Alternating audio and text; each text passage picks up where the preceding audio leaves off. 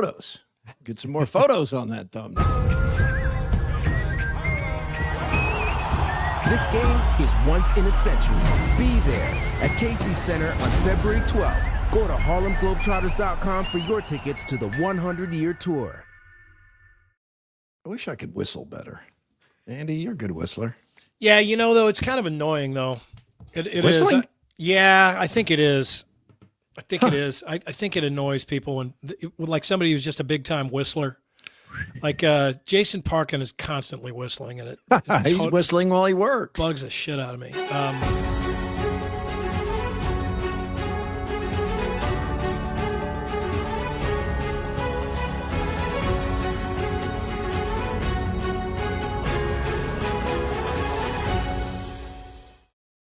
Go wild. I'm going to get to some of those games. Sit on the boards, hopefully. Say that every year.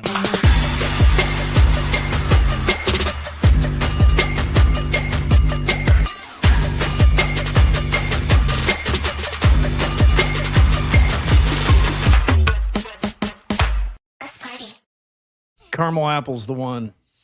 I need to bring you some of those. I've got the VCR in the car for you, but I should have grabbed some more. That's something you don't expect to hear in 2025. Yeah. Murph and Andy, talking sports and more, exclusively on Iowa Everywhere. From the Channel Seed Studios, here are Keith Murphy and Andy Fales. Welcome to my final Murph and Andy appearance of nearly 25 years. Andy, can you tell I'm leaving soon? Yeah, I was wondering what the last piece would be standing on the shelves behind you, but you didn't let it get down to just one. You went ahead and cleared the whole thing. The movers are here now. Kirby's movers, nice guys, working hard. Moving day's supposed to be tomorrow, but Jenny got impatient, started to worry that I don't know if we can get all that done tomorrow. So they're already in here now, and I think it's hard to even see that what this. It's kind of hard to remember what this looked like behind me a few weeks ago. It was full of stuff. You had a lot going on back there. But yeah, well, it is. So it's total. The house just empty, and it's a lot weird? of boxes. And got an assist from Jim the Liquor King today because we were taking down the 1525 lounge booze, and it was more bottles than I expected. I don't think we've bought anything, but the King used to have those big sales, and we would load up, and you know what that weekend used to be like. It was huge. There were people that were like coming in from out of state and stuff. Yeah. He had a line. Like bars were showing up. Oh yeah, they had like Urbandale police directing traffic around that corner of Douglas and 86th. He set like franchise records. Yeah. I mean, for everybody, like the last couple of years, keep topping that number. Yeah, it almost made the newscast. It was crazy. So we had a lot in cupboards we had forgotten about because we bought backups of bottles, some of which we don't even drink, but for other people coming. Mm-hmm. So we had all of that. And then a lot of people come over when you have like the Iowa Everywhere Christmas party or something. A lot of people show up with a bottle of booze or a bottle of wine. So we had all that. I was like, oh my gosh, how are we going to move all this? So I called the King and his wife, Beth, the wine queen. They got a bunch of boxes. I went and picked them up this morning and was able to safely put all those away. So the booze is on the move. The boxes with the dividers in there. Exactly. Yeah, those are key. Yeah, you can't be, just throwing that liquor around. You can't do that. And you always think, okay, well, I'll just stash some bottles, down in this pile of socks or whatever. Right, It'll be right. okay. And then you forget that it's down there, and you pull one thing out, and then the thing drops on the ground. The only thing I didn't pack from there is we always get Jenny's parents. The King gave us this huge bottle of wine, which they get the biggest kick out of. Yeah. He used to give us those things each year when he was there. So we have one of those stashed away, and that's not fitting in any of those dividers. That is a huge thing. Also, have a bottle of wine from you still open. Says don't open until 2018. I'm 7 years past that, but we're going to try that at some point. See, and I thought that was just the best idea when I came up with it. Great idea. You get a really nice bottle of cab and then let it age for 10 years and then open it 10 years and just later. keep turning it. Yeah. So I did that. How did it hold up? It tasted like shit. It was like vinegar. Yeah, it did not work well. It did not work out. And I think I did a social media post on it and everything. I like popped it open and let it breathe, and then we poured it in the nice glasses, and there was like It was like a spit take. It was red wine vinegar. I just made salad dressing out of it. That's a good salad dressing and an Yeah. expensive one. Guest House Tavern and Oyster in West Des Moines sets the table for today's Murph and Andy Sports and More. Coming up, CFP respects Iowa. That's the college football playoff rankings. Battle of the Sexes. And Brady clones Lua.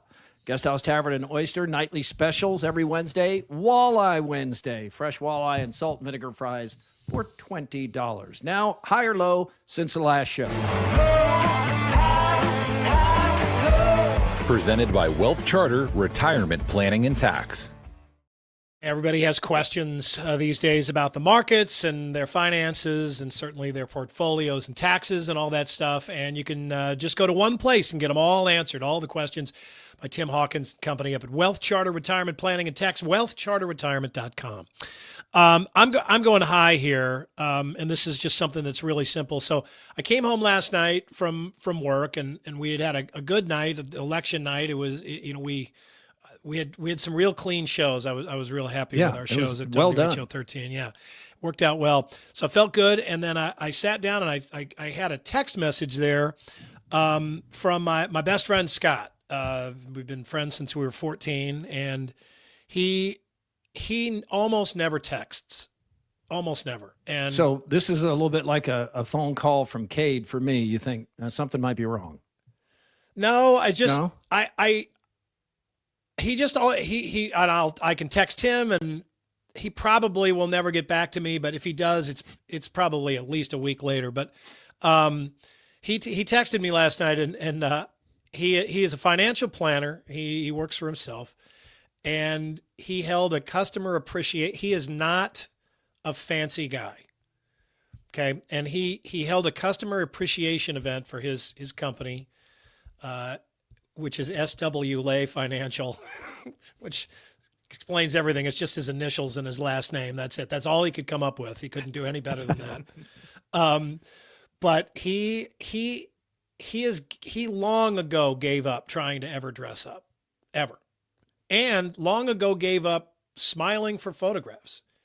He's not an unpleasant guy at all. He's always in a good mood. He looks a little in this photo like he could be in the Downs family, like maybe a cousin of Andrew. Yeah, well, he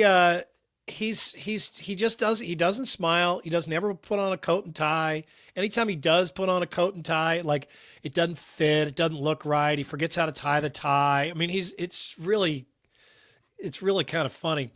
But this is his oldest child, my goddaughter Abby, and she works for him now, and so she wanted to go and made him get dressed up, and it's his event. He should be dressed up, and so he's feeling kind of proud of himself, and he takes this picture, and he's almost smiling here too.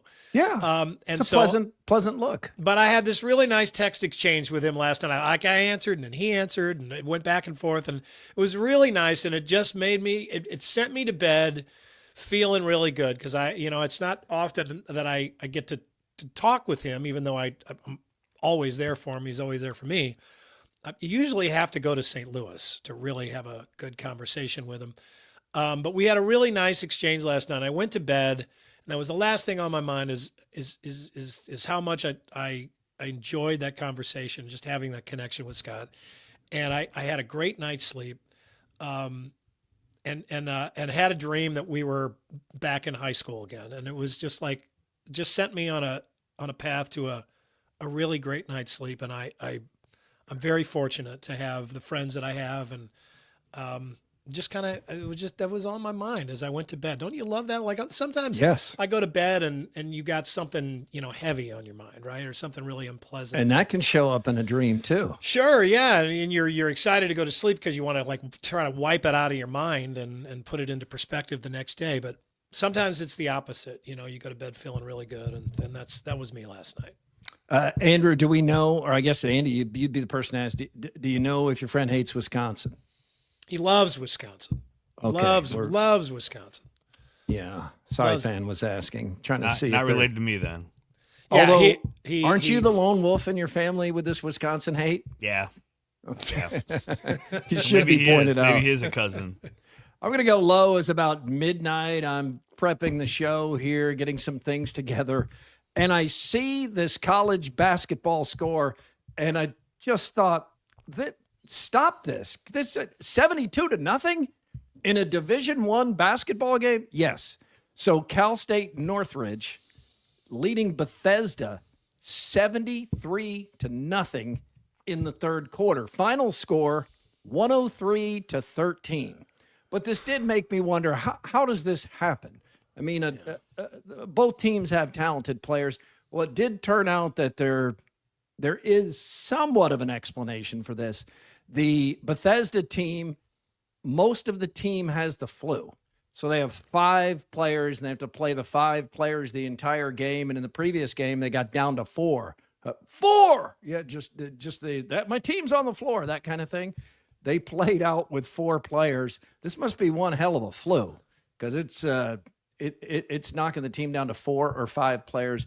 But 72-0, even though they're down to 5 players, how can you not make a basket? Like, I don't even understand how you could get to the third quarter. Andy, we've seen some great girls basketball in Iowa, and we have seen some bad girls basketball in Iowa. You've covered some games, and there are times you just think, oh my gosh, is anybody going to make a layup? Is anybody going to make a shot? Just see like the ball just kind of bounce on the rim and then rolls out. Yeah. But 0 points in a college basketball game in the third quarter? Yeah, they do get the ball after, every they took shots. The opponent makes a basket. They get the ball. They get to bring it down the court. Yeah, I mean, as bad as you feel for them, you do also have to point out what you pointed out. I mean, you can't make one basket. I mean, not one person just chucked up a shot. How about a free throw? Somebody must have been fouled. Nobody got fouled? Yeah. It's incredible. That is incredible. Here's the buzz. The Buzz. Brought to you by Logier Heating and Cooling. All right, so some of the walls may not look the way they did a couple of weeks ago, but the furnace still running well. Thank you, Logier Heating and Cooling. The new homeowner won't have to worry about that. The College Football Playoff Committee releases its first top 25. It happened last night, and depending on what your bias is or what your conference is or who your team is, you're probably upset by this unless it just went your way. But overall, this looks about right to me. I mean, Ohio State 1, Indiana 2. There are in the top 12? 12 teams make the playoffs. So you look at the 12, 6 SEC teams, 3 Big 10, 2 Big 12, and Notre Dame. Iowa's number 20. So we talked about this when the AP poll came out, that we thought Iowa would be in this poll because their loss is to Indiana, a team you can make the case for at number 1, and to Iowa State. Now, the Iowa State loss is hurting Iowa's strength of schedule now that the Cyclones are in a full skid. But at the time, it was a close game against a good team, and Iowa State was playing a lot better. But overall, thought it was fine. Yeah, I don't know how Iowa fans could be anything but happy with this. I mean, I think we thought they were going to be somewhere in the 20s, and this is the best you can do in the 20. Yeah. So, and I don't ever really understand the people that get upset about polls this early in the poll. I mean, you got a chance to better your position. This isn't a final judgment here. This is the poll that really matters. So it is, but it keeps going. We got several more weeks of the college football season. I think you can see from this, though, if Iowa wins out, and I realize playing Oregon this weekend. Oregon, by the way, did not 6th like the AP poll, 9th in this poll, and I think that's losing it home to Indiana. Mm-hmm. But so Oregon's 9th, Iowa's 20th. Iowa wins out. Iowa beats Oregon and then goes to USC. Where's USC on this poll? Number 19. and then finishes with another win, was Michigan State. Iowa would be in the college football playoff, and they don't have to sweat the Big Ten championship game because they're not going to be in that. So, AD, you have a shot here in November. You have a shot at the playoff. Yeah, this is exactly where you want Iowa to be, because you're right. You don't want to play in the Big Ten championship if you're Iowa. You don't need to do that, and it may knock you out of the playoff. And so you want to get as close as you can to be one of those at-large bids. And not being ranked in the AP poll worried me a little bit. Being ranked here, though, as you just said, Murph, it lays out a perfect position where if Iowa wins its next 4 games, they're going to be in the playoff. You needed to be in this first poll. It's good to see how this committee, Scott Docterman on Legends and Listeners laid out kind of how this committee looks at things compared to the AP poll and the metrics they use. And he thought Iowa would be 18th, 19th, 20th, right around there because of how strong Iowa is in some of those metrics. And so it's good to see that the committee respects this Iowa team, because that's ultimately what's going to matter in a month if I was able to take care of business. Indiana fans feel like the Hoosiers should be number 1, but that pre-conference schedule was a joke. And it doesn't matter. It's Ohio State's that's number 1. Yeah, and it's 1 versus 2. If it stays like this, you keep winning, you would meet in the championship game. Going to meet in the Big Ten championship game in all likelihood. The Big Ten, not as strong as last year because Penn State crapped the bed and Illinois as well. So you don't have those teams contending the way the Big Ten did last year. The SEC, again, looks like the strongest conference, although you see 1 and 2 is from the Big Ten. And the Big 12, I think, should be reasonably pleased here. You got Tech and BYU in there. Where's Tech and BYU? 7th and 8th? Yep, they're in the top 10. They play each other. Mm-hmm. So you worry about that knocking out. That probably knocks out Tech if Tech loses that game. But a 1-loss team maybe still can get in. And then where's Utah? Right outside the top 12 there at 13. Boy, don't you still have to think like got to remember they're in there, yeah. Big 12, Utah. So let's get a quickie poll from WCI Pools and Spas and Ames in Urbandale. Many Hawkeye fans discussing this. I know on Iowa Everywhere's Legends and Listeners, Lystico and Docterman talked about this. So let's get what you think. Iowa's game versus Oregon is the biggest since 2021 against Penn State. 2023 against Michigan in the Big Ten championship game, the 2016 Rose Bowl, or the 2015 Big Ten championship game against Michigan State. And on Monday I said the 21 Penn State game, and Murph, I think you redirected me a little bit, and I've changed that because that was earlier in the season. And there was still so much to do for Iowa, and there still is this year. Even if they beat Oregon, you have to go out to USC. It's going to be a tough game. Nebraska on Black Friday is not going to be a cakewalk. But I do think you go back to that 2015 game against Michigan State, because if you win that, you're in the playoff. You're in that top 4, and you're playing for a national championship. And that's kind of where I see this Iowa team. Maybe it won't end up being that way, but I do think now you can go all the way back to 2015 and say this is the biggest game since then. And we do have some apples and oranges here in the comparison because the landscape has changed. Some of these years, it was not a 12-team playoff. Well, most of these years, it was not a 12-team playoff. It was, 4 teams? Mm-hmm. So you didn't think Iowa had any chance. Iowa wasn't. Even if Iowa wins the Big Ten championship game, not likely to be in the college football playoffs. So that does change it a little bit. The Rose Bowl, Andy, we were there. I remember the excitement. It was a huge deal, but it's just an exhibition at that point. It's a glorious exhibition, and it's hard to erase how badly Iowa got beaten in that game.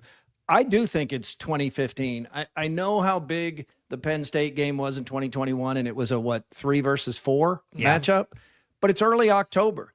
This is getting real now. This is November. You have 4 games to get to the college football playoff. I don't think that's going to happen, but it's possible. Yeah, and it's hard to make these comparisons because, I mean, first of all, you know how all those seasons turned out, right? Right, that's true. They didn't turn out in the college football playoff. The Rose Bowl has lost so much since then, so much panache since then. And then we know what happened in that Rose Bowl.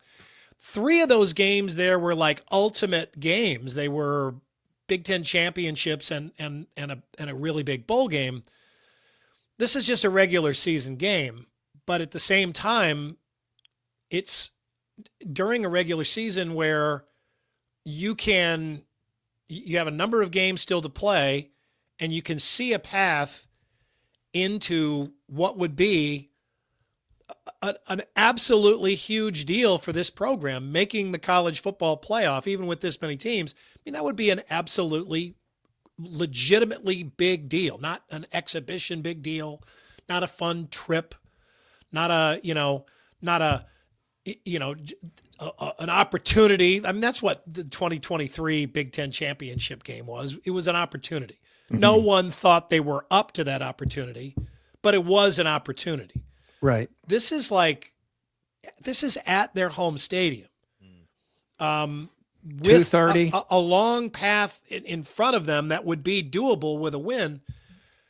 I just think that this is really apples and oranges. I feel like, it depends on how this season ends up, but right now I feel like it's a bigger opportunity than those. Yeah, and it is about the possibility of what is still out there. And I think another factor, and we probably haven't talked about this enough, is Iowa's playing really well. Like the month of October, that's the best Hawkeye football we've seen played as a team in many years. AD, how far back would you go where you could say, I think this team can stay on the field with anybody? And Indiana proved it. And Iowa lost its starting quarterback down the stretch with the lead in that game. It did feel like that at the start of the 21 season because they had ended 2020 with 6 straight wins after losing the first 2 games. They didn't get to play in a postseason because Missouri canceled the bowl game. Michigan canceled remember they had that Big Ten kind of matchup weekend. Right. Michigan wasn't able to play due to COVID, and then Missouri didn't play in the bowl game. And then Iowa won its first 6 games. Now, you can look, again, hindsight is 2020. We know what Spencer Petras ended up being and the limitations he had and the offensive limitations they had. But through the first 5 games, if you remember, they beat a really good Iowa State team on the road. They beat a top 10 Indiana team in the season opener. They went out to Maryland and Tua's little brother, and everybody was hyped on that team. And Iowa just kicked the absolute crap out of them. So, like, that first half of the 21 season, it really did feel like Iowa could compete with anybody. It ended up not being the case, but I do think that's where we kind of look to the best football being played. I think that's a good point. Since 2000, Iowa has beaten 7 top 10 teams at Kinnick Stadium, an opportunity to make it 8 this weekend. And Andy saw this from CBS Sports. Last time Iowa and Oregon met in football, it was 1989. So Kirk Ferentz was coaching the offensive line at Iowa, and Dan Lanning was 3. That was a different Oregon, right? I don't ever remember Oregon being any kind of football school until when? Who would have been Chip Kelly getting there, right? Yeah, that's pre-Nike money too. I mean, money helps a lot right now, and Oregon has plenty of it.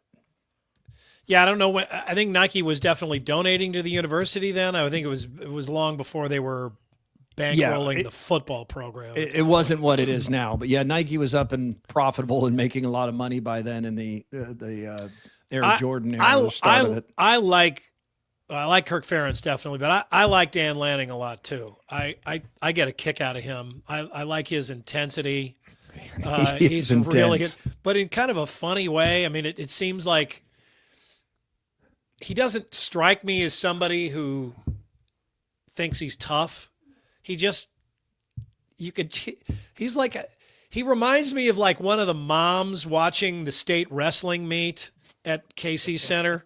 You know what I mean? Where like, I do.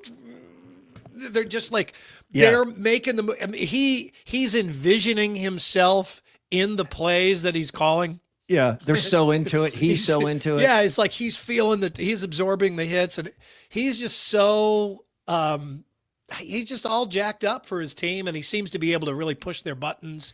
He's all jacked up. Gives we all love the pregame fire up speeches that he gives, and probably the halftime speeches are just as good. But I like him. Interact on YouTube. Email Murph_Andy at IowaEverywhere.com. On X, it's Murph_Andy, and it's all powered by the Cellular Advantage. U.S. Cellular is now owned by T-Mobile, so best of both worlds. Number 1 in the country, number 1 in the state of Iowa. Some more hot topics. Iowa State football buzz has disappeared. We work with and have a lot of friends who are Cyclone fans, and is just kind of silent mode right now, unless they're talking about what's bugging Andy. I think there are probably a lot of Cyclone fans who are just fine with not having a game to go to this Saturday. You'd have to go to Texas. They're going to be fine watching this game from the comfort of their own house. Have you looked at the weather forecast for Saturday? Did you hear Ed last night? For Iowa or for Texas? Well, I'm sorry, for us here in the state of Iowa, for Iowa yes. City, for the looks, all of central Iowa. Weather is terrible. Awful. It's like as bad as it can be. I think the Ducks like that. I think it's too cold for the Ducks even. I mean, it's like Iowa City's like mid-40s, 80% chance of rain. It's a 2:30 game, so it'll get dark pretty early. I mean, wind chill will be way under. Yeah, it'll be windy. I mean, this is about as bad as weather gets. I mean, I would rather it snow than have 40s and rain, because that's cold rain. Sucks. It's windy. It's blowing the water under your collar and up your shirt sleeves and stuff. And it's a football stadium, one that's not easy to get in and out of, right? That doesn't have a lot of room. So people are going to be, dressed in their rain gear and standing around, and oh man, it's a huge game, so they're all going to be fine. But yeah, they're even opening the gates early. Yeah, like why do you want to go in there early? I don't think I would want to stay at your tailgate as long as you can. Yeah. Matt Campbell said yesterday the Cyclones are just millimeters away. I didn't see the same game he saw. I get the point. It was a close game and could have gone either way. But Iowa State, a lot of self-inflicted mistakes, losing in the margins the past month. The Ben McCollum era starts at the University of Iowa, and it starts with a win versus Robert Morris. Andy, AD, where is Robert Morris? Ooh. Texas. Nope.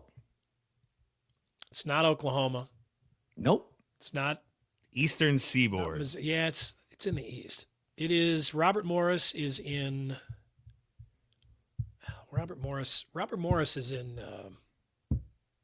Virginia. It is in Pennsylvania. You're right.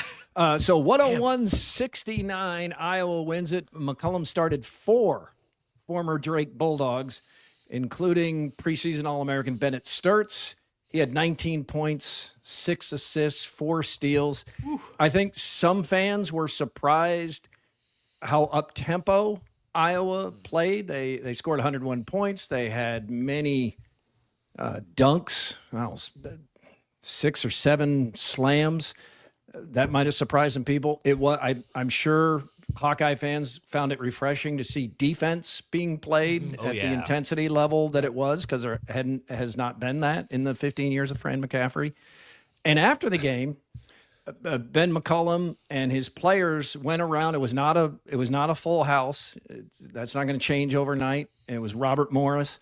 But McCollum and his players went around and thanked the fans who came out, shook hands, high fives, that kind of thing. And here's McCollum after the game on growing the fan base. First off, thanks to the fans for coming out, particularly the students. I mean, it makes the environment so much more fun. That's what Iowa basketball needs to be. Obviously, we're still going to be a work in progress. We've got a long ways to go. Really happy with our start, our energy out of the gate. Defensive rebounding was absolutely horrendous, so we need to be better at that, which is kind of our strength. So we'll get there, but I couldn't be more pleased with the fans. Like just keep coming, through the goods and the bad. Like, it's not going to be perfect. It's not going to be like this every night, but it can be really special if we have them on our side. Yeah, he can really coach. There's no doubt about that. 4 national championships. Andy, 31 wins at Drake last year, school record. I've said, and I'm not changing, I think he'll get this team to the Sweet 16 in the first year. I mean, I think he's that good of a coach. Yeah, I think he's going to turn it right around also. I do. I agree with you completely there. Yeah, that's a tradition he brought from Drake, walking around and thanking the fans. It's smart. It's such a great thing to bring this to Iowa and show everybody, the fans, who Iowa fans have been put through the ringer with this program for years. And really the athletics department. Let's put it on the whole department, where it seems like they have not mattered. And there is no better way to tell people that they mattered than to tell them to their face right after the game, right? I mean, there's just no better way. There's an absolute direct line to those people. Like, if you don't have Wi-Fi, you're hardwired. What is going on here with Murph? Fine, I'll take the stage myself. As I was saying, he was sitting there listening so intensely. Yeah, I was like, is he? The movers tripped on a cord. Is he frozen? I couldn't tell. Let's see. Are we back, Murph? Oh, no, not quite. I'll let Murph get himself settled. Yeah. But. So they do that at Drake as they walk around the Knapp Center. They've done that before Ben McCollum got there. It's a Drake thing. But it's smart. Makes sense. It's a few extra minutes. You walk around, you make a personal connection. You look people in the eye. You stop for a quick selfie. People post that shit all over social media. Mm-hmm. It's just great. It's just smart business. I don't know what happened. It's just a great thing to do. Did the movers trip over a cord? I'm really not sure. How long before you noticed I was gone? I was just like, Jenny. Andy was talking the whole time, and like you were just listening intently. Yeah, you were listening. And then I think at one point we realized, oh wait, Murph is. I looked over and you were like 6 feet back from the microphone. You just jumped. Hey, I can't. That's the first time I'm hardwired here. I don't think I've ever been off the air before. No. But if there was a day it was going to happen, it was going to be today. I don't know what happened, but we'll try to hang in there. So I didn't hear what you said. I'm sure it was great. But McCollum also said after the game, let me read from the transcript. You always think that your grass is greener. Wherever you are, you just think it's better than everywhere else. Looking internally and figuring out what you have and making that place as great as you possibly can make it. I don't think that people who chase some of these things accomplish what they want to accomplish because they're chasing things that they really don't have control over. Now, I agree with what he's saying.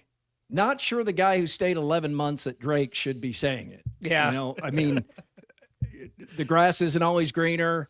You don't have a wandering eye. Stay, build something special. I get it. We all get it. We know who he is a fan of as a kid. He really wanted this job. He took this job. I think he's a great coach, and I like him personally. But this is not the guy right now to be lecturing on digging in and not looking elsewhere for greener grass. Yeah, save this until you've been at Iowa for 6 years and Kansas is trying to hire you to replace Bill Self or something like that. Yeah, I mean, write this speech up, get it off your chest, and hand it to Kirk Ferentz. Yeah. But in line with that, I mean, he and Beth Getz really both stepped into an incredible opportunity with these jobs at Iowa.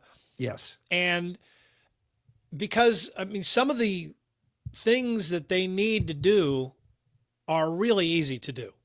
They don't really have to put much thought into it.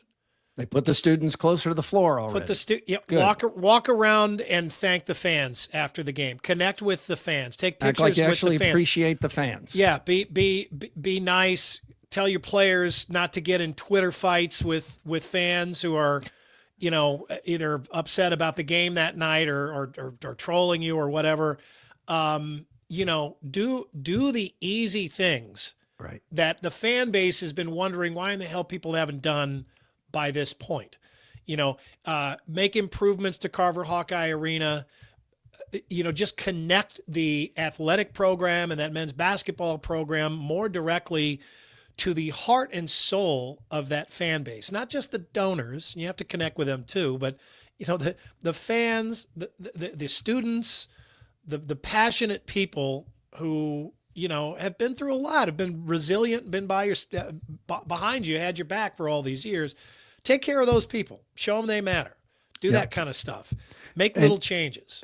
He's the right fit for Iowa. Darren DeVries will do well at Indiana, but Ben McCollum, I think, has a higher ceiling at Iowa because he is like a coaching savant. He's going to do well there. I'll be surprised if he isn't. We've been wrong before.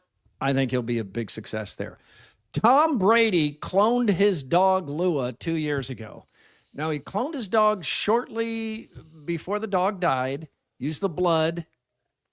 His current dog, Junie, is a clone of Lua. This costs anywhere from $50,000 to $100,000 to do. Now, Brady is an investor in Colossal Biosciences, so I doubt he paid anything to have his dog cloned. Even though he could have, and that would have been nothing. I love dogs. Big fan of Tom Brady. I think this is weird. I don't like this. No, I don't either. It's really unnatural. I had an absolutely wonderful dog that later on I've tried to get another. You remember Eva, my Newfoundland. Great dog. It was absolutely wonderful. I loved everything about her. And I wanted to get another Newfoundland later on, and the breeder had stopped breeding, and I couldn't find really any of her bloodlines even. But Eva also died of cancer, right? I mean, she had bone cancer. So I mean, there are some drawbacks to your dog, Sure. and which is kind of like George Carlin would say, it's kind of nice that dogs don't live all that long. You get a brand new dog every 15 years or so. And, you can try to make them a little bit better. Maybe they don't have the same bad habits and, whatever, but it's just also like the cloning thing. What really? I mean, and it's not even a clone is not going to be the same dog because it won't Tom be raised in Brady's the same circumstances, environment. Right. not same environment, not same people in the house as the previous dog. Things have changed. You continue to evolve as you grow up. I mean, we've all known twins where the twins were nothing different. alike growing up in the same atmosphere. But most of all, like if I had grown up in Iowa, I'm sure I would be different than I am now. I mean, if I had moved your to environment makes a huge difference, and the people that are around you at the time, right? It's not the same dog. Yeah, the influences that you have around you. Yeah, it is strange, but he's kind of like that though. I mean, he does. Yeah, kind of look at his diet. Strange stuff. Yeah. Andy, what do you think about the NHL Stadium Series going to AT&T Stadium, Jerry World, where the Cowboys play 2027? It'll be there. It's a small sheet of ice in that big stadium. I'm never have been, and never will be a fan of anything hockey in Texas, or Arizona, or Florida, yeah. Georgia, or Louisiana. I mean. It just, I don't know. I mean, whatever. It's, the Stars want their turn too. I mean, that place is so big. It's, it's a good photo op. Yeah. Put the ice rink in the middle and show how small it actually is. But I don't know. I mean, I think these started in northern cities where you can play hockey outside. Right. I mean, you don't have to refrigerate the ice. I mean, you could just love the Wrigley Field and Fenway Park and that kind of stuff. Yeah, I mean, but like even when they did it in St. Louis, it got a little dicey. Although I played outdoor hockey in St. Louis for years when I was growing up there, but it was colder then. There's no doubt. But I really this is really for Canada, right? I mean, that's or maybe Minnesota. I mean, that's really where the genesis of this came from. And now it's one of those things, like it works so well that everybody wants more of it and wants it everywhere. And that doesn't necessarily work when they do that. You end up spreading it too thin. You wear out the brand. You put it in places it doesn't really fit. But I don't know if they sell out and the players like it. I think it's probably hard to call it anything but another success. We've got another battle of the sexes. The most famous one was Billie Jean King against Bobby Riggs, made into a movie where Billie Jean got quite an upgrade with Emma Stone starring as Billie Jean King. But so this will be the number 1 ranked women's tennis player in the world, Aryna Sabalenka, is going to play the number 652 ranked men's tennis player in the world, and that's Nick Kyrgios. It'll be in Dubai, December 28th. I think this will get a lot of attention. I think if Nick tries, this won't be close. I mean, if I played Sabalenka, she would crush me. But the top women's player and the 652nd ranked men's player, there's still a huge gulf. We're different physically. And this should not be close. And it's set up to even show that it shouldn't be close, Andy, because he only gets one serve to her two. That's an acknowledgement right there that there are differences between men's players and women's players. And then she gets to hit into the doubles lanes. He has to hit into the singles lanes. But I still think if he's trying, he'll win this easily. Well, I don't know what you know about him, but he's a lot. He's a hothead. He's a hothead, and he is an extremely – I think he's the most controversial player in men's tennis and has been for quite a while now. He's got a lot of enemies. There will be a lot of people rooting against him. There'll be a lot of people rooting for him, but he will have a lot of people rooting against him, more than other men's players would have. It's interesting that he was the one that accepted this. They share the same challenge. Agency. So it's set up by their agency. Well, so I mean, it's still that's why he's interesting doing that he got the opportunity and that he said yes to this. And I wonder what else is coming here. Boy, yeah, he's been injured a lot. I know him as a guy that constantly irritates other players and fans with his foul temper and spats with the media. I mean, really is a hard guy to like. Why set this talented. up with what she? I mean, she's great. Clearly, you and I could play her. We could both play with her on the other side, and she'd crush us. But why set this up where even if somehow she does win, you immediately have that? Well, he only got one serve, and she got to play the doubles. You know, I don't know. I think you have to make a choice whether you want it to be competitive, or an interesting match, even maybe not even competitive, just interesting. You have to. I don't know. What were the rules with Billie Jean King and Bobby Riggs? Was that just normal 10? He was really old. He was 55 years old, yeah, and she was in her 20s. So that that was set up for just a regular game. Mm-hmm. Now, Serena Williams has been. They didn't have special rules with that, though, right? No, I don't think so. But he was a dick. I mean, he was he talked a lot of shit about that. I mean, it was not. People were. He was poking the bear. I mean, he was doing a lot of that intentionally. But people he were had really gambling ready problems. to see him So lose. some people think to this day that he threw the match, which is disrespectful of Billie Jean King's talent. She was a great player, and that was a big moment. That was in the Astrodome with Howard Cosell. He didn't doing look the play-by-play. real good. He looked well past his game. Yeah, he was 55. So this is different than that. Now, Serena Williams, the greatest women's tennis player of all time, has said at her peak that if she played the number 200th ranked man in the world, she would lose 6-love. Yeah. So we understand their differences. I think this will be interesting how this turns out, and you can bet that some people will run away with the narrative one way or the other. Confluence is the official beer of Murph and Andy. It is taste, quality, and craftsmanship. I handed a 4-pack of Confluence IPA as just a thank you to one of the movers, and he's like, "This is good beer." Yes, Des Moines IPA, yeah. I like to get that at the Drake basketball games. It's that time of the year again. I'll get those things down in the Nap Center and bring it back to the seat.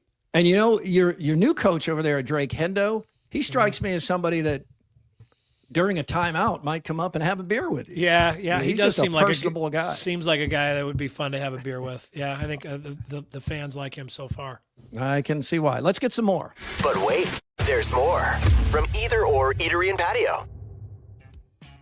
You drive by 6222 Grand Avenue these days. It's Christmas. Look at Either Or. Yeah, you'll get in the mood for Christmas. It is changing into Tinsel, the Christmas pop-up there that has all the decorations, special menu items as well. That's rolling for the next 2 months. So, yeah, go ahead. Call them up. You can make a reservation now They're open until 10 on Friday and Saturday. I'm actually thinking about maybe going back there. I was just there for dinner a couple of weeks ago. I was thinking about maybe going back, though, because I love tinsel. It's very cool. Supermoon tonight.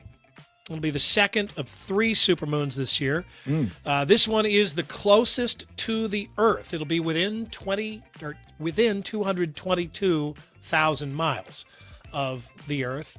This is not a shot from Iowa, I can tell, because there's a hill. If you use a got hills. if you use a very high-powered camera lens and stay very still, it's called the Beaver Moon for a reason. You'll see this. Really? Yeah. That's more detailed than I was expecting. It's called the Beaver Moon. Well, it may not be that big in some very areas. much like a beaver. That's why they call it that.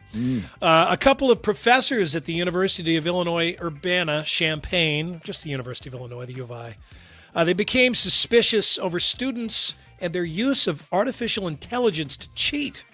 Turns out their suspicions were well-founded. They notified the students that they'd been busted, and the students wrote letters of apology. Professors then saw something suspicious about the apology letters, and it turns out the students used AI to write them too. I just think we're headed there, man.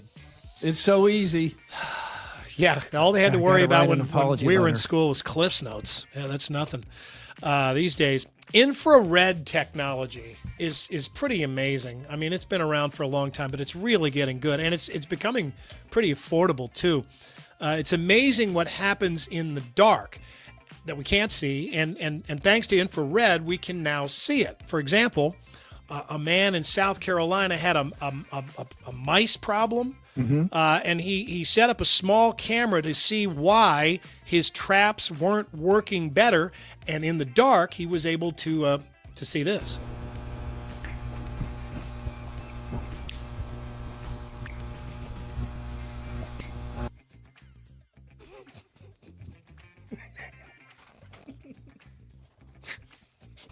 See, now you had me right up until the mouse flipped us off.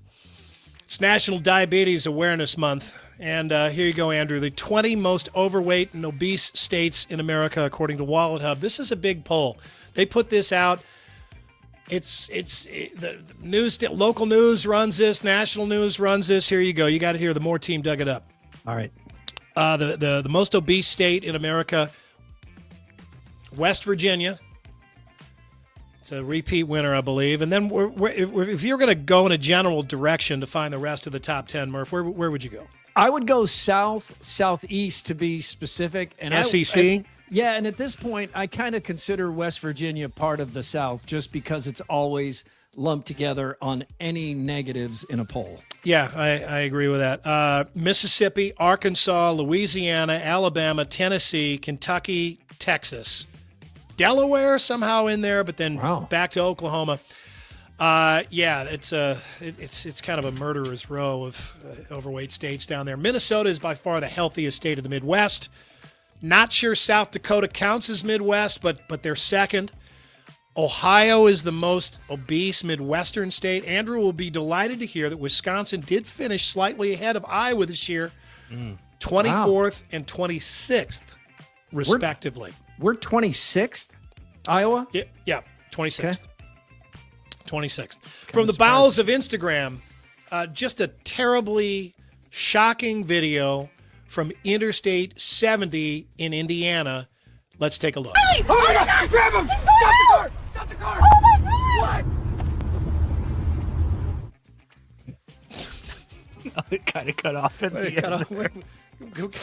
We got See cut if off. I can, hold on. One more. One second. Let me put that up a different way. Wait a minute. What, did you find some new site? Wait a minute. What What happened? What? Play it again. Yeah. I was trying to bring it up here. So okay, here we go. Grab him! No, that's not it. What? That's not it, Andrew. Oh my God! Grab him! There we go. Stop the car! Oh my God!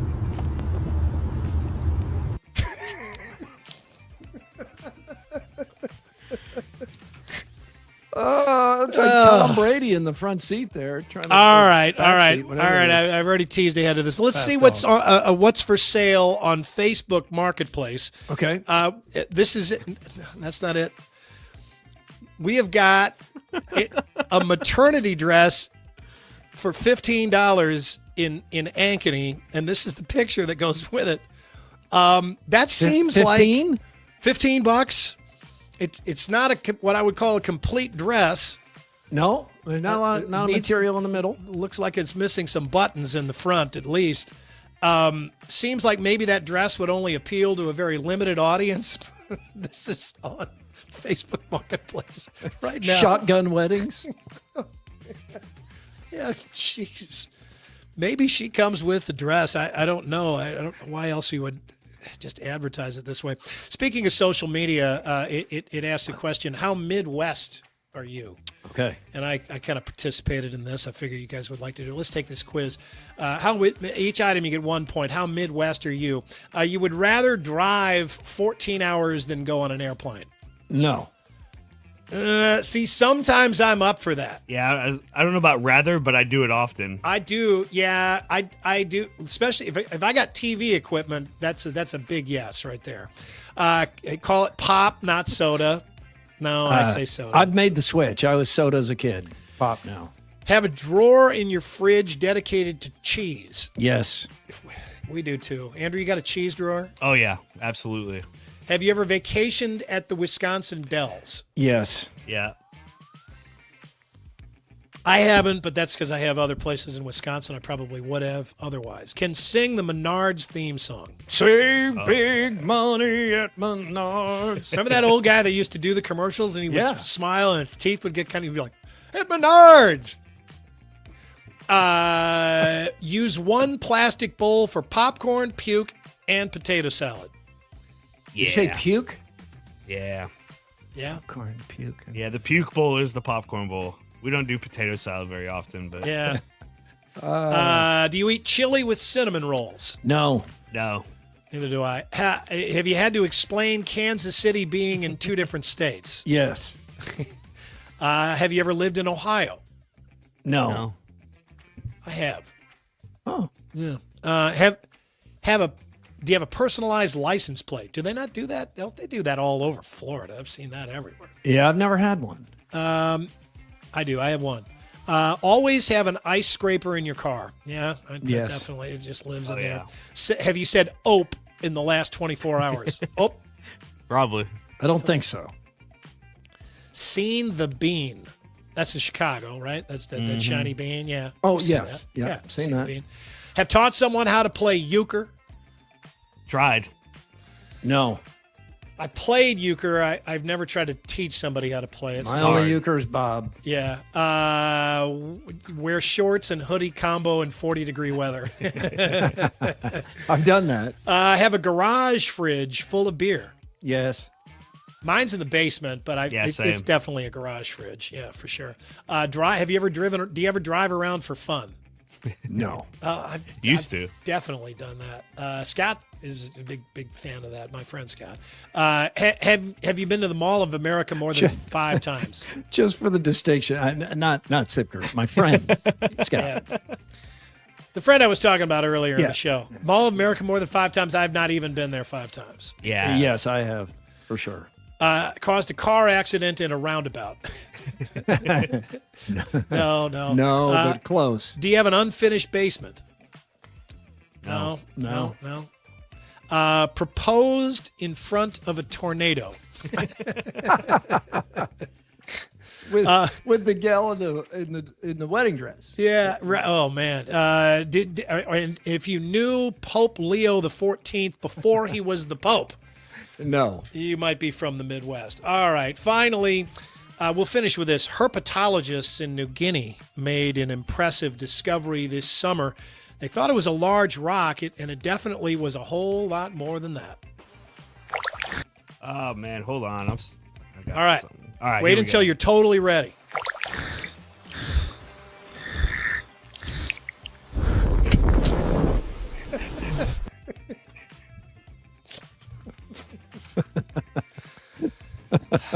Man, my algorithm.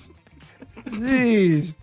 How do you end up with upset animals just flipping people off? It's just I don't know. everywhere. It's everywhere. I a watched problem. one of them, and I could not stop seeing them yesterday. That's your more, everybody. What's bugging you? Just let us know. Rant at any time, day or night. We'll play the best of them Fridays. Speakpipe.com/Murph_Andy, presented by Consumer Credit of Des Moines. Ladies and gentlemen, it is time for Mr. Movie. It's time to go to the movies with Mr. Movie, Mike Woody. Presented by P&P Small Engines.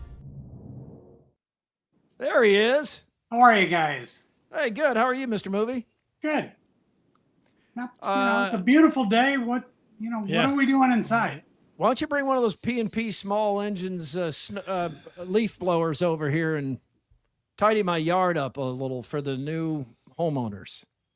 I'm just going to drive by Andy's house and flip him off. Well, that happens all the time anyway. Flipped off a lot past 24 hours. All right, our out-of-the-box suggestion here is it's a bad movie title, and you make a suggestion for what you think would fit the movie better. As an example, Edge of Tomorrow, an underrated Tom Cruise movie. Edge of Tomorrow, terrible title. So bad, in fact, that once people figured out that this is a good movie, good science fiction movie, when they released it on video and streaming, they changed the title to a great title. Live, Die, Repeat. That's an intriguing title, captures the movie well, much better title. So that's what we're after here for. Take your suggestions in the comments if you have one. Now, mine, it's kind of hard because now The Shawshank Redemption is such a beloved movie and beloved by all of us that it fits. You know what The Shawshank Redemption is. But I remember when this movie came out, not really even wanting to see it because of the title. I hadn't read the Stephen King short story, Rita Hayworth and the Shawshank Redemption. I went because Morgan Freeman was in it. And at that time, especially, I just loved all Morgan Freeman movies, still do. And it was great. But the title kept it from being a big box office success, I think. And then, of course, it's become very popular. So maybe someone has a better suggestion. My idea for a better title would be Get Busy Living. I think that's part of the plot. It kind of captures the whole spirit of the movie. So that's my example. Andy, what do you have? Mine is Pulp Fiction, and I have we've all since looked up this term, and it does fit the movie. It is a genre of cheap, sensational, and lurid popular fiction, especially crime and adventure stories that were originally printed on low-quality paper made from wood pulp. But it still is not a term that has ever really entered the general nomenclature. Right. It's a weird phrase. But the movie is so good, you don't care, and everybody immediately kind of stopped questioning the movie, like the title of the movie, the moment they watched 5 minutes of the movie, I think. Like Shawshank Redemption. Yeah. Now it makes sense, but at the time it was a bad title. But like, if you run across somebody, and it doesn't happen often, but if you run across somebody who has not seen Pulp Fiction and you say, oh, you have to see this movie, it's called Pulp Fiction, that person invariably says, what? They're like, what is that about? And it's like, look it up, because you can't remember what Pulp Fiction is actually, what the definition actually is. They read that and they're like, okay, so what happens in the movie? And then you have to explain it like that. The title really doesn't do anything to explain what happens in that movie, which is, admittedly hard to explain. But it doesn't really go with it's just a weird title, weird movie, but then it's not a weird movie. It's like this, just a pedestrian dialogue driven movie where really random stuff happens and it's fascinating. So what's your alternate title? Well, I don't really have one, but I don't know what you would call it. I mean, weird shit happens. You could probably say that. I mean, I don't have one.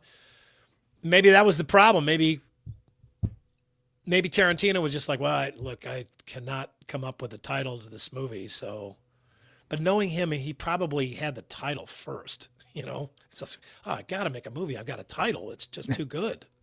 Too good to go to waste. I don't know. What would you have called it? Yeah. Oh, something with that samurai sword, something with Marcellus Wallace. Tony Rocky Horror. The downside to foot massages. Yeah. You got the Gimp. The Gimp. Tony Rocky Jeez. Horror and the Gimp. Mr. Movie, what do you have? I'm going to go with a movie that's in the theaters right now. And the reason I put it on this list today is because I have had at least 10 people stop me and ask me, what's that new Leonardo DiCaprio movie? What's the name of it? And I, for the life of me, cannot remember because it's a horrible title. Exactly. One battle after another. Yep. I struggle to remember the name of it too. That's when you know it doesn't fit. It's the idea for this out of the box topic came from Steve Carell hated the title Stupid Crazy Love. Crazy Stupid Love. Crazy Stupid Love. Yeah. And he wanted it to be right now. I can't think what. Oh, Wingman. The Wingman. He thought The Wingman should be the name of the movie, which that is a better title. It is a better title. So, Mr. Movie, what would you call this? Well, I was thinking about it, and I came up with a couple of different options, but I think Radical on the Run is what I'm sticking with.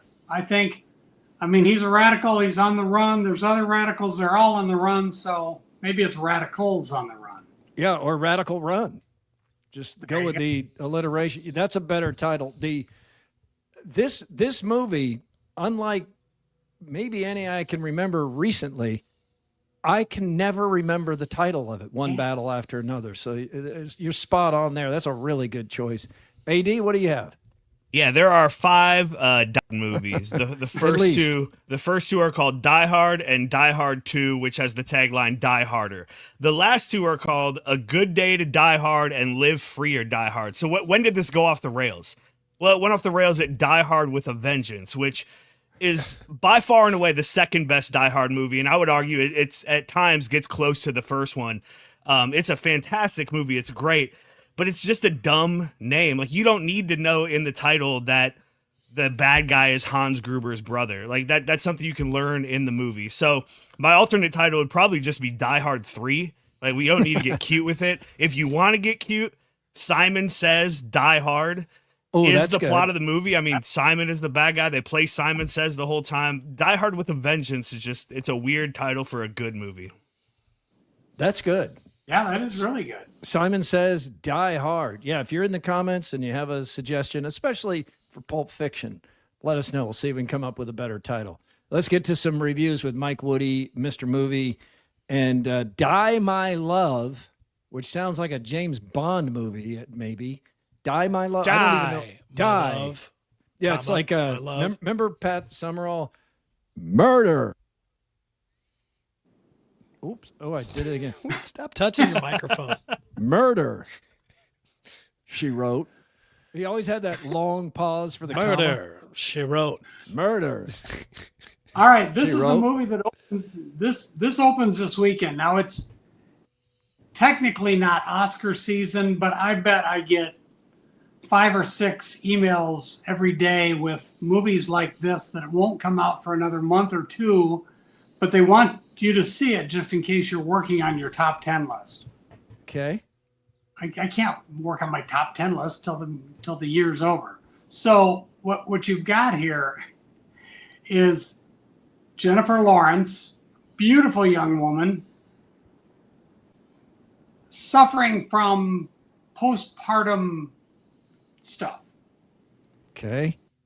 You got Robert Pattinson in the movie, Sissy Spacek, Nick Nolte, and it's about this young couple, and they love each other, but they're free spirits, and then they have a kid, and the kid ties them down, and she has this postpartum thing. I don't know. It's dark. You certainly have not made me want to see it. Really dark. And I mean really dark. But, she does everybody does a good job. It's just the story lets them down. And quite frankly, Die My Love could have been in the previous segment on movies that need a better title. Die My Love. Don't forget that comma. What grade do you give Die My love. So it's a C-, and I'm being a little generous because I got a free screener. I don't know. That's all I can say. Yeah, you get those special Mr. Movie privileges. All right, the Anniversary. Ooh, boy. I had no idea what this was. I mean, literally sat down in the theater. I have no idea what the movie was about. It is a nasty, nasty look at the Trumpism that's going on in our country and all of the people that get together for an anniversary meal and party and all of the nastiness that comes with that when you've got people of the two different, you've got the Democrats and the Republicans, both very emphatic about their sides. And it is a biting look at the world that we live in. And it is really, really good. Where do I recognize the guy in that? You know, I didn't know who that was. The poster there. Yeah, I didn't know who he was. I know Kyle Chandler's in it. Diane Lane, by the way, still looks great at her age. Yeah, not surprised. It's an ensemble cast that you used to get in those Robert Altman films where people would just kind of walk through and you're like, is that? But it's really good. It is good because the last thing I want right now is 2 more hours of this political divide. I mean, I get on social media if I want to feel terrible. Right. Well, you're probably going to feel terrible when you leave if that's the case.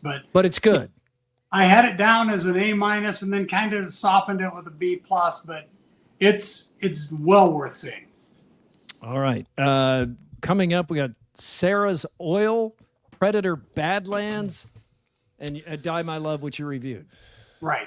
Now, Sarah's Oil is about a young black girl that grew up in Oklahoma, and she has premonitions that underneath the desert in Oklahoma, there's oil.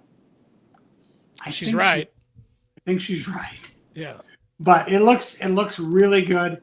And these Predator movies, you could say Predator piece of crap, and people are going to be in line.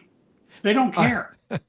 Predator Badlands is a good title. I started watching Predator movies when I was in junior high school. Schwarzenegger. That has been going on for forever. Mid-'80s. Yeah. But they still make a ton of money. So Russ is very happy that it's opening. Oh, I'm sure. Yeah, we got to get people back in the theater. Did we get a better title for Andy's, a worse title to Wang Fu? Yeah. Wong Fu. Thanks for everything. Julie Newman. That was bad. Julie Newmar. Yeah. That was a terrible one. Any of the really long titles are always bad. The Englishman who went up a hill and came down a mountain, or went up a mountain, came down a hill, whatever. Legend of Bagger Vance. Yeah. That's not a good title either. Yeah. What do you guys think about the movies that repeat the title of a previous movie? I mean, there's 2 Bad Boys. There's oh, sure. Two Bad Boys 2 or Bad Boys plural. But there's also the Sean Penn Bad Boys. Yeah, there's 2 movies just called different Bad franchise. Boys. Yeah, different, totally different. And I always think that's kind of I don't like it when they do that. No, not that Bad Boys. It's the other Bad Boys. It's confusing. Mr. Movie, anything else we need to know from the world of cinema? No, but I can tell you that P&P Small Engines fired up those snowblowers, man, because it's coming. Got mine all ready. Checked it out the other day. Got it all set. But the problem is I am not even close to being done with my lawn equipment yet. The leaf blower, riding lawnmower. The leaves are coming down right now. Still got to pick up all the leaves. Yeah, I got a lot of work I put the mower away, and then I got it out again. I got to mow again. Way too early to put it away. Good for you, Mr. Movie. All right, enjoy the movies, Mr. Movie. All right, good to see you guys. He is Mike Woody. Thank you, Mike Woody. Presented by P&P Small Engines. Time for Throwdowns. Throwdowns. It's Throwdowns. Backed by Heartland Tire and Auto. Heartland Tire and Auto, treating you like family at all their locations, including Ankeny, Waukee, Knoxville, Boone, and Crescent, an authorized dealer of both Firestone and Bridgestone tires. Murph, as of right now, the Hawkeyes and Cyclones are both 6.5-point underdogs on Saturday. Iowa at home against Oregon, Iowa State at TCU. Which underdog is more likely to pull the upset? Iowa. I don't know how you couldn't go with Iowa in this. The Hawkeyes are playing the best football we've seen from an Iowa team in years. They're really disciplined. They're well coached. The weather is going to be awful. And they're at Kinnick Stadium. That place is going to be juiced up and ready. It's going to be a tough task. I mean, the way to usually beat an Oregon football team coached by Dan Lanning is through the air. And Iowa is not a passing team. So I don't expect Iowa to win this game, but Iowa State is in free fall right now. Yeah, well, and Iowa, this just looks like a good game for a running quarterback and a really good running game. And that stadium right now looks like it should be worth way more than 3.5 points in Iowa's favor. So I'll definitely pick Iowa there. Andy, Freddie Freeman played 11 seasons with the Braves, winning a National League MVP and a World Series. In 4 seasons so far with the Dodgers, he's got 2 World Series rings, including a World Series MVP last season, and he's still got 2 years left on that contract in L.A. Will he go into the Hall of Fame as a Brave or a Dodger? It'll be to the point where it'll be totally his choice, but at this point, he's still Brave to me. But if they, if they were to win another World Series title, I think it'd be hard to argue that he wouldn't be a Dodger. I think he'll go in as a Brave. I think it is. What uniform do you picture that guy in? And Freeman, who had the game-winning home run in the 18th inning, I mean, he's been big for the Dodgers. You pointed out he won the MVP last year, but it still seems like he was more essential to the Braves than he is to the Dodgers, who just have an all-star team top to bottom. All right, Murph, would you rather give up all cheese or all chocolate for the rest of your life? All chocolate for sure. I like both of these. I love both of these, but I'm borderline addicted to cheese. I'd give up the chocolate. I think it'd be good for me to give up the chocolate too. It's a lot of sugar. Yeah, probably so. Andy? Geez, I don't know. It would be good to give up all the cheese too. There's no doubt. Easily, I could give up chocolate over cheese. I mean, cheese just you eat it in so many different applications on so many of my favorite meals have cheese in them. I can't even imagine. I don't even want to change the cheese. Like I could change from milk chocolate to dark chocolate and be okay. I could never change to vegan cheese or even just say no more yellow cheese or no more white cheese. I couldn't do that. We don't all have chocolate drawers in our fridge. Right. I've had chocolate exactly. drawers before, but they weren't in my fridge. You know what I'm saying? Yeah. That's Throwdowns. That's kind of gross. All right, now it's super gross. Really, really gross. Now the Andrew Downs audio drop of the day. Oh man, we call it the AD Squared. It's presented by Game Day Men's Health. Yeah, they can help you out in Ankeny, West Des Moines, North Liberty on the eastern side of the state. They're all over. There's a Game Day Men's Health near you. Go in there, free consultation. They'll let you know what you need, what you don't need. Really good at making the shot not hurt too. They really are good at that. Yeah, absolutely. I got my flu shot a couple of weeks ago, and that thing was sore for 2 days. Yeah, and not just for men either. Jenny's going there. Yeah, right. Yeah. Oh, to Game Day. Yeah, Game Day. Right. Yep. Women Day do that too. People health. Right. Yeah, they better change the title. I guess Penn State has had a rough season, and that continued last Saturday with a blowout at the hands of Ohio State. But these situations are sometimes when you learn about somebody's character. And I saw this video of Vega Ioane, who's an offensive lineman for Penn State. He's being heckled by Buckeye fans as he leaves the stadium, and he sees a member of the equipment staff who needs a little help.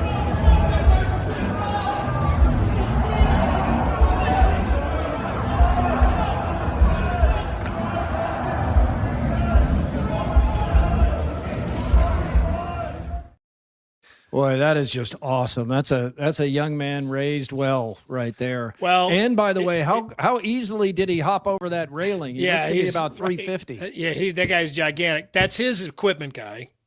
That's not Ohio State's equipment guy. So, and it did get him farther away from the hecklers too. So it's a pro move. He looks good for doing it, but it also helped his own cause too. That is such a cynical take. My gosh, he just helped that guy out, Andy. He did. It was his guy, though. I think people look at it and they're like, he's helping the Ohio State guy because there's Ohio State. No, it's a Penn State guy. It is and a got Penn them State farther guy. away from them. Yeah, no, it's a good move. Quickie poll results presented by WCI Pools and Spas. Interesting question here today. Iowa's biggest game since the Oregon game is Iowa's biggest since the 2021 Penn State game, says 45%. 31% will go all the way back to the 2015 Big Ten championship game against Michigan State. 14% say it's the 2023 Big Ten championship game against Michigan, and 10% will say it's the 2016 Rose Bowl against Christian McCaffrey. Boy, it's a big game, and we'll be on the eve of the big game Friday when we do the Murph and Andy show. So thank you for being part of the show today here on Iowa Everywhere on a Wednesday. Don't forget, two guys, Chris and Chris, tonight, live at 7 across all the platforms. You can find Iowa Everywhere, anywhere. So please follow along, like, and subscribe. We're back Friday. We hope you are too.